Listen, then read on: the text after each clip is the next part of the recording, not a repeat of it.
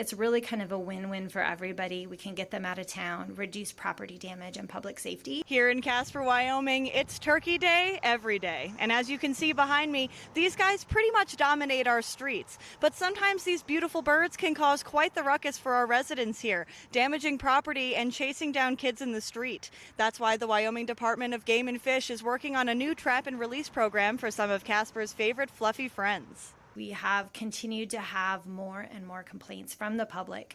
There are residents who are feeding wild turkeys, which is bringing them into town. We spoke with the public information specialist for the Game and Fish Casper region, Janet Millick. She explains that thanks to a grant from the National Wild Turkey Federation, many of Casper's turkeys are being rounded up and relocated outside of town. She explains how turkey overpopulation can be a detriment to our city. Continued property damage. They love to claw the paint off of cars.